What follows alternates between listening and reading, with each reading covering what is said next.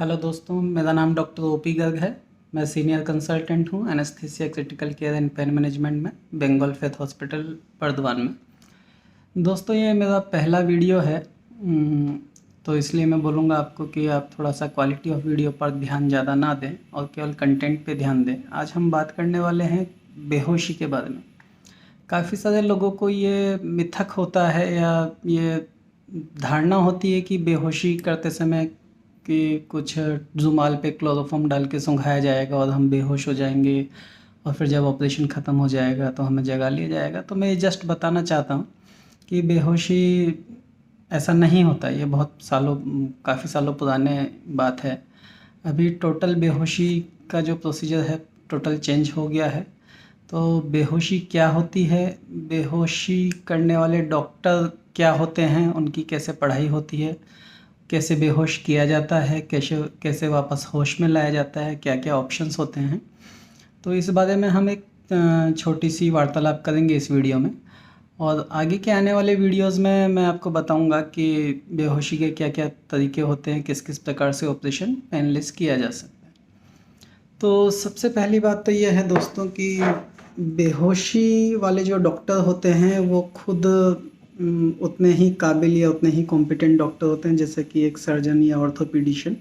उनका भी 3 साल का कोर्स होता है। वो भी पहले एमबीबीएस करके आते हैं, अपनी पढ़ाई करके फिर प्रीपीजी एंट्रेंस एग्ज़ाम देते हैं। उसके बाद वो लोग 3 साल एमडी एनेस्थीसिया या डीएनबी एनेस्थीसिया या डिप्लोमा एनेस्थीसिया करके वो लोग आते हैं। तो पहली चीज़ तो ये कि कुछ लोग सोचते हैं कि एनेस्थीसिया वाले जो होते हैं वो थोड़े कम पढ़े लिखे होते हैं इसलिए शायद वो एनेस्थीसिया में। ऐसा बिल्कुल नहीं है। ज़्यादा it could be other way round कि एनेस्थीसिया डॉक्टर्स का केवल ये काम नहीं होता कि केवल वो बेहोश करे और फिर बाद में होश में ले आए, बल्कि जब आपका ऑपरेशन होता है तो उस ड्यूरेशन में जो भी पेशेंट को प्रॉब्लम होती है, लाइक बीपी बढ़ गया या हार्ट रेट बढ़ गया या बीपी कम हो गया, हार्ट रेट कम हो गया, बहुत ज़्यादा ब्लीडिंग हो रही, तो वो सब चीज़ों के बारे में भी एनेस्थीसिया वाले डॉक्टर आप पेशेंट का ध्यान रखते हैं। दूसरी चीज़, बेहोशी अपने आप में एक बहुत ब्रॉड टर्म है। इसके अंदर काफ़ी सारी चीज़ें आती हैं जिसमें कि पूरा बेहोश करना तो होता ही है, उसके अलावा न्यूरेक्सियल एनेस्थीसिया जिसमें आपकी स्पाइनल कॉर्ड में सुई लगा के केवल नीचे का हिस्सा बेहोश किया जाता है, रीजनल ब्लॉक्स जिसमें हाथ का या पाँव का केवल एक पर्टिकुलर एरिया को बेहोश किया जाता है या सुन्न किया जाता है, या local anaesthesia, monitor anaesthesia care, ये सभी एनेस्थीसिया के पार्ट्स हैं। तो आज मैं जस्ट आपको एक थोड़ा सा स्मॉल ब्रीफ बताना चाहूँगा बेहोशी के बारे में कि जब बेहोश किसी व्यक्ति को सर्जरी के लिए प्लान किया जाता है कि उसकी सर्जरी होनी है, सपोज़ उसकी गॉल ब्लैडर की सर्जरी होनी है, अपेंडिक्स की सर्जरी होनी है, तो ऑपरेशन से पहले वो एनेस्थेटिस्ट के पास में भेजते हैं उस पेशेंट को, ये दिखाने के लिए कि पेशेंट फिट फॉर सर्जरी है कि नहीं। फिट फॉर सर्जरी मीन्स कि एनेस्थीसिया के लिए पेशेंट फिट है या नहीं है। तो उसके अंदर जब आप जाते हैं एनेस्थेटिस्ट के पास तो वो आपसे पूरी हिस्ट्री लेता है कि आपको बीपी की या शुगर की या थायराइड की या कोई और क्रॉनिक बीमारी तो नहीं है, आपकी हाइट, वेट, एज, ये सब देखा जाता है। इन सब के अलग अलग सिग्निफिकेंस हैं। एक 20 साल के लड़के के अंदर सर्जरी की जो रिस्क है वो काफ़ी कम है एज़ कम्पेयर टू एक 80 ईयर्स के इंसान के अंदर। इसी तरीके से एक मोटे आदमी में जो कि 200 किलो का वेट है जिसका, उसकी सर्जरी में जो रिस्क है वो काफ़ी ज़्यादा होगा एज़ कम्पेयर टू जिसका वेट 70 किलो या 60 किलो है। तो ये सब एनेस्थीसिया देने से पहले या बेहोश करने से पहले हमको देखना होता है। और उसके बाद हम लोग कुछ जो टेस्ट कराते हैं जो कि क्लिनिकली हमको रिलीवेंट लगते हैं। सपोज़ किसी में ब्लड लॉस ज़्यादा होने की उम्मीद है तो हमको उसका हीमोग्लोबिन पहले देखना ज़रूरी है।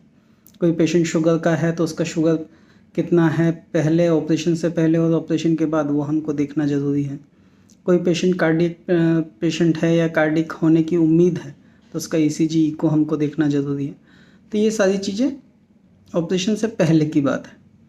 जब पेशेंट फिट हो जाता है सर्जरी के लिए, हालांकि मैं आपको बताऊं कि सभी पेशेंट्स में फिर भी आपको 1 से 2% का रिस्क रहता है, चाहे से आप कितने भी इन्वेस्टिगेशन करा लें, कितनी भी आप हिस्ट्री ले लें, क्योंकि दे आर अनसीन प्रॉब्लम जो कि केवल एनेस्थीसिया के बाद या सर्जरी के बाद ही हमको पता चलती है। बट मैं ये बोलूँगा कि हम सभी पेशेंट्स के अंदर वो सारी प्रिपरेशन लेके ही उतरते हैं कि इसमें कोई भी अनएक्सपेक्टेड प्रॉब्लम हो तो हम उसको मैनेज कर सकें। अच्छा, तो सेकंड जो मैं बता रहा था कि सेकंड थिंग, जब पेशेंट ऑपरेशन थिएटर में पहुंचता है तो अभी मैं केवल जनरल एनेस्थीसिया के बारे में ही बताऊंगा, जिसका मतलब है पेशेंट को पूरा बेहोश करके उसका ऑपरेशन करना। पूरा बेहोश करने का एक आप इमेजिन कर सकते हैं कि हाउ बेहोशी इज़ फील लाइक।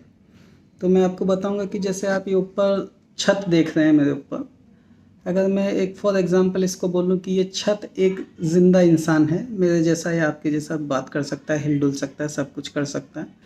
और मैं थोड़ा सा अगर इसको नीचे करके बोलूं कि ये जो फर्श है ये एक मरा हुआ इंसान है फॉर एग्ज़ाम्पल।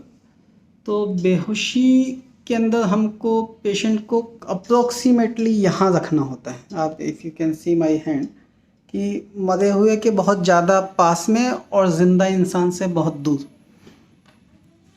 इसका क्या मतलब हुआ? मतलब ये हुआ कि जब हम बेहोश करते हैं इंसान को तो आप समझ सकते हैं कि एक ज़िंदा इंसान है, एक मरा हुआ है, एक बीच में मिडिल में कहीं पे आप बोल सकते हैं कि एक सोता हुआ इंसान है। तो जब आप सोते हैं तो आपको कुछ नहीं पता चलता आपके अराउंड में क्या हो रहा है, बट जब आपको दर्द दिया जाता है, जब आपको चिकोटी काटी जाती है तो आप उड़ जाते हैं। तो हमको पेशेंट को उस हद तक सुलाना है जिससे कि जब वो सोए तो उसको ऑब्वियसली सराउंडिंग्स का तो पता नहीं चलेगा, परंतु जब उसको चिकोटी काटी जाए या उसको जब चाकू से काटा भी जाए तो भी उसको ना पता चले। तो इतना डीप सीडेशन या इतना डीप नींद में ले जाने के लिए जो हम मेडिसिन देते हैं तो उससे अधिकतर 99% टाइम पेशेंट की सांस रुक जाती है, पेशेंट सांस लेना भी बंद कर देता है।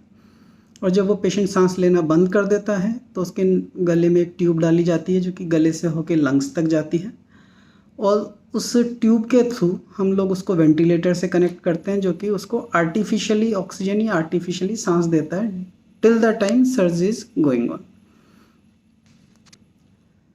अच्छा, यहाँ पे मैं आपको एक बात और बता दूं कि जो पेशेंट को बेहोश करने के अलावा जब सर्जरी चलती है तो पेशेंट का बीपी बढ़ सकता है, हार्ट रेट बढ़ सकती है, कम हो सकती है, ब्लड लॉस काफ़ी होने की वजह से उसको पानी की कमी हो सकती है, उसको सैलाइन लगाना है या आरएल लगाना है, ये सब काम, उसको कौन सी मेडिसिन देनी है ब्लीडिंग कम करने के लिए, ये सभी काम एनेस्थेटिस्ट को देखने होते हैं। उसका यूरिन आउटपुट क्या है ना।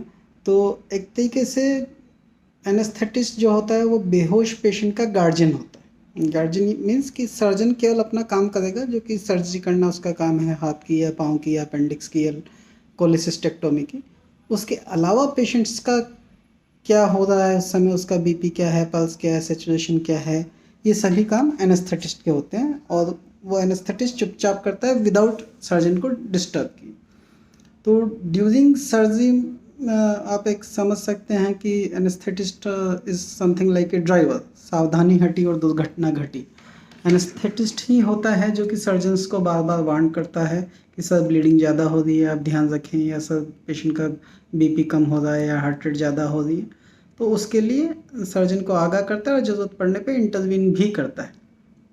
अच्छा, ड्यूरिंग सर्जरी ये मैंने आपको बताया। आफ्टर सर्जरी के बाद का जो काम है एनेस्थेटिस्ट का वो है कि उसको वापस उसी कंडीशन में लेके आना जिस कंडीशन में वो ऑपरेशन से पहले था। ऑब्वियसली बिल्कुल सेम टू सेम कंडीशन तुरंत नहीं होगा क्योंकि पेशेंट थोड़ा बहुत सीडेटेड होगा, थोड़ा बहुत उसको नोशिया वॉमिटिंग हो सकता है, थोड़ा बहुत तो उसको पेन हो सकता है, but as near to as possible जितना वो सर्जरी से पहले था। तो उसके लिए भी मेडिसिन होती हैं, उसका भी एक पूरा प्रोसीजर होता है कैसे कैसे पेशेंट को धीरे धीरे जगाया जाता है।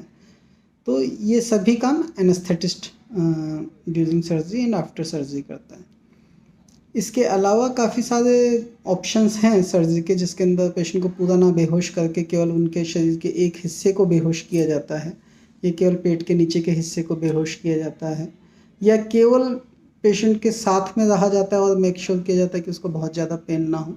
इन सब के बारे में मैं आपको फिर कभी बताऊंगा। अगर आप बेहोशी से रिलेटेड या आईसीयू से रिलेटेड या पेन मैनेजमेंट से रिलेटेड कोई भी क्वेश्चन पूछना चाहते हैं तो आप नीचे कमेंट बॉक्स में लिख सकते हैं। I will try my level best to answer all this questions.